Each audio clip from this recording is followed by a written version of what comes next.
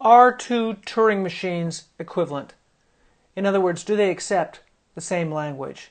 It turns out this question is undecidable, and in this video we'll both give a proof that this problem is undecidable and talk a little bit about the implications for this result.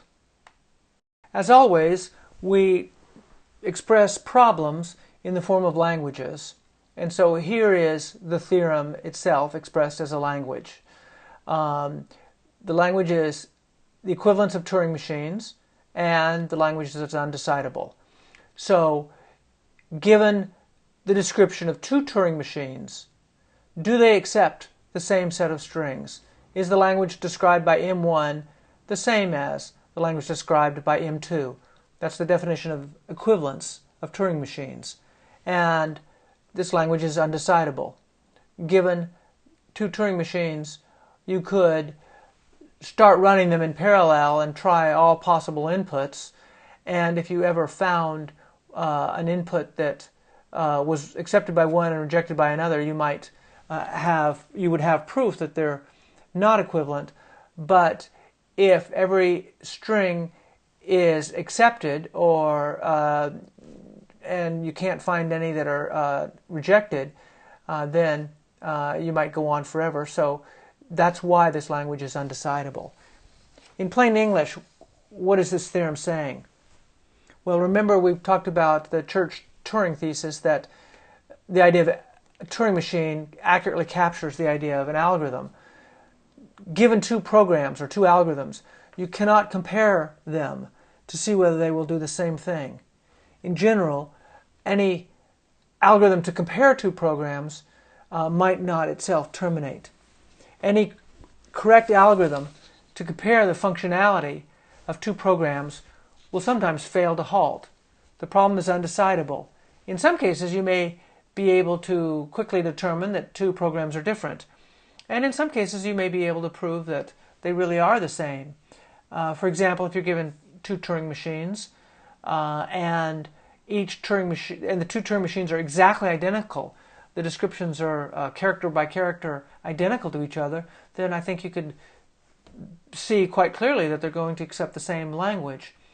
But in general, you cannot come up with an algorithm that will compare the functionality of two programs. If you do come up with such an algorithm, it will not always halt, so therefore it's not really an algorithm. Here's our language, the equivalence of two Turing machines. And we want to prove that this language is undecidable, that this problem is undecidable. Given two Turing machines, we can't tell whether they are equivalent. That is, we cannot decide whether their languages are the same. And our proof approach is going to be similar, but this time we're going to reduce the emptiness problem for Turing machines to the equivalence problem for Turing machines. Remember, before we were reducing the acceptance problem for Turing machines to something.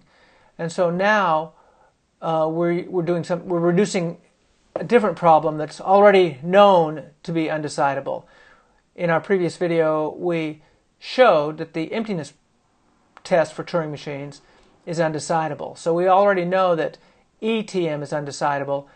We're going to reduce that to EQTM and show that that is undecidable as a result. So here's what we're doing. We can use this symbol to mean mapping reducible. So we can reduce the acceptance problem of Turing machines into the emptiness problem of Turing machines.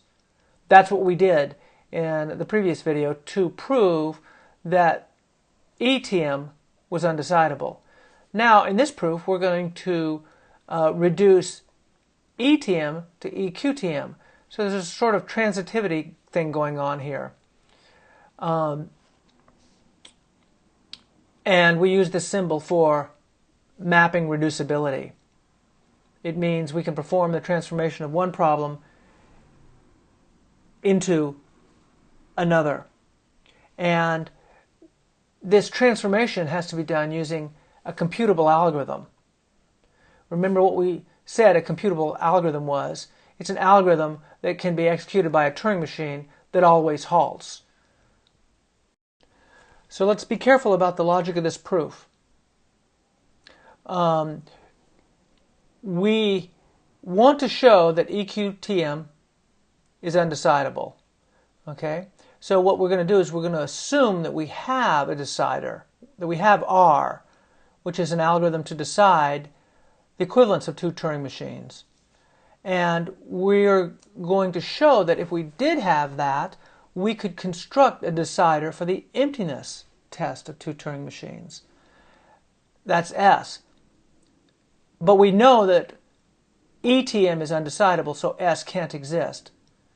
So given an algorithm to solve or to decide EQTM, we're going to construct a decider for ETM.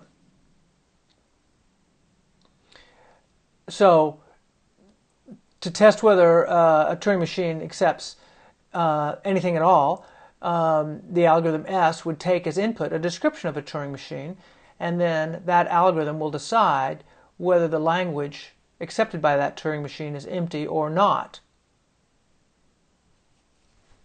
So here's what here's our approach. We could create a Turing machine that always rejects everything. Okay, we'll call that one M0. So let M0 be a Turing machine that always rejects any input. In fact, here's the entire Turing machine right here. It has one state. It's a reject state.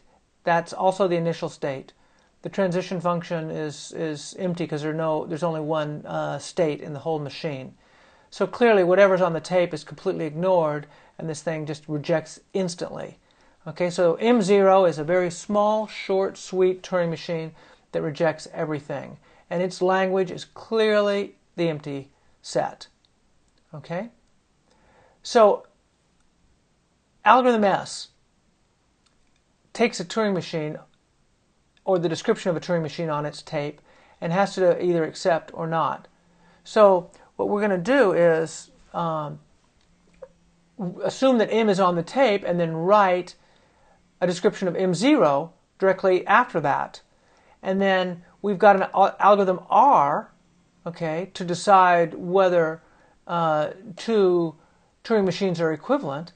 Okay, so that algorithm is itself a Turing machine. And so now we've got a description of M on the tape followed by a description of M0 on the tape. And so we can run algorithm R on the tape to decide whether those two Turing machines are equal. Okay, so just to repeat what we've done, we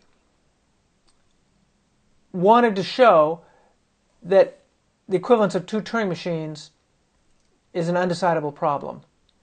And we did it by assuming that we had an equivalence tester, okay, which we called R. And from R, we constructed an algorithm S to decide the emptiness test for Turing machines. But we know that we can't have a decider for that, and so therefore R couldn't possibly exist. These algorithms, I called them algorithms in the previous videos, R and S, but remember an algorithm is represented by a Turing machine, so it's a little bit confusing.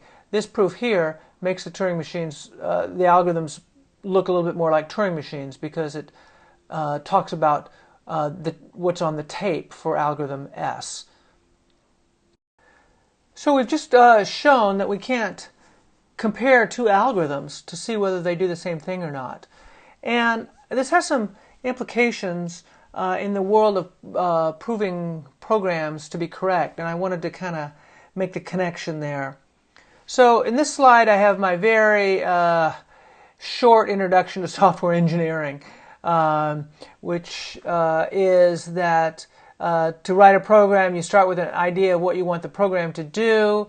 You then write down some sort of a specification for what the program should do, and then from that specification you create some code in your favorite programming language like Java or C or whatever.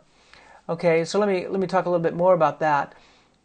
What the program is supposed to do is oftentimes informal, and you might have to meet with a bunch of people and sort of hear the different requirements and so on. Or it's informal and figuring out what it should do is very nebulous. But the idea is you can make it formal and turn it into a formal specification. And here I am suggesting that we might want to use something like first-order predicate logic to make statements about what the program should do.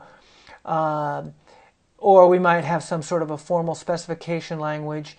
The idea is that at this level, the specification for what the program is supposed to do is precise, unambiguous, and perhaps even can be checked in some way or other by a computer. Going from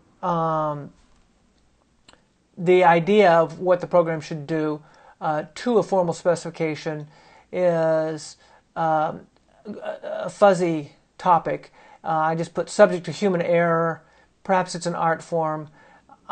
We can't really address it in a formal math class like this.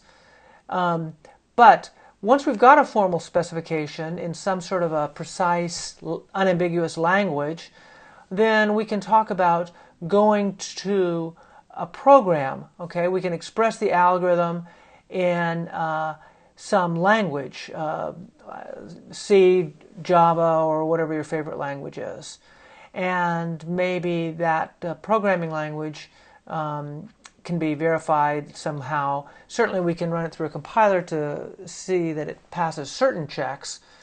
And we might want to ask whether the code is correct or not, whether it loops. But those are tricky questions. But what I want to focus on is that both the formal specification and the algorithm expressed as code are both in some sense specifications for functions or for algorithms, and you're really comparing two. And so you'd like to make sure that the code does what the formal specification says it's supposed to do. Or we might want to derive a formal specification from the actual code. But what we've just seen is comparing two different algorithms to see whether they do the same thing is undecidable in general. And so the formal verification that this code matches this specification is in general going to be undecidable. Okay? That doesn't mean that you can't do it in many cases. In some cases, you can see that the code definitely doesn't meet the specifications. Or it may be that you can prove that the code does meet the specification. It may be by searching you can find a proof that the code is really meeting the specification accurately. But just because you can prove that some code meets the specification in some cases doesn't mean that you can automate that process, because in general it's undecidable. Well, regardless of whether the equivalence problem of Turing machines is decidable or not, we still have the practical problem of writing programs and making sure that they work properly. I mean, after all, you've got to write programs to run the flight control software for airplanes and to control nuclear power plants and so on. It's very important that those programs work correctly. So here's another approach to getting the programs right and making sure they're right. In this idea, you have two different teams, and they work independently from one another. And the idea is that the first team will look at the specification, if it's a formal specification, or they might look at the informal specification of what the program is supposed to do, and write code to implement the functionality that's required. Meanwhile, a separate team, which is working independently, does exactly the same thing. They look at the specification, formal or informal, and they come up with their own implementation of the program. So you're duplicating the work. And the idea is you compare these two to make sure they're doing the same thing. Make sure these two different implementations do the same thing.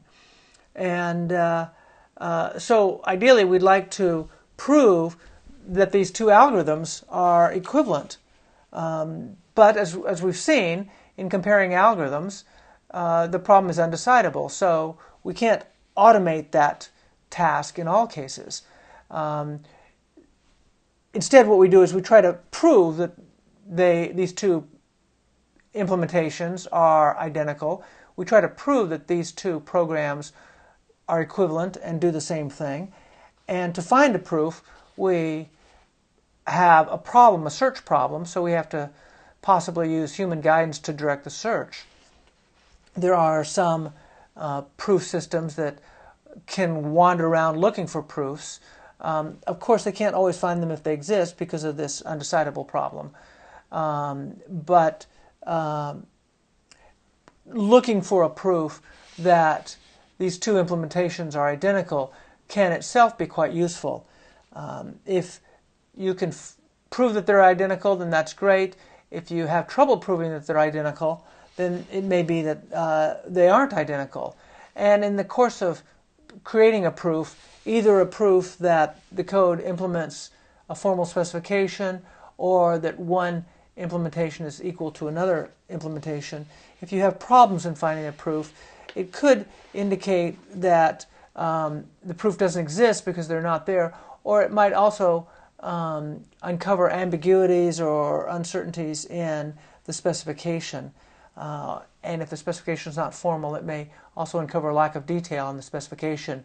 So the process of looking for the proof, either that the two implementations are equal or that the implementation matches the specification, the process of looking for that proof is a useful exercise in its own right.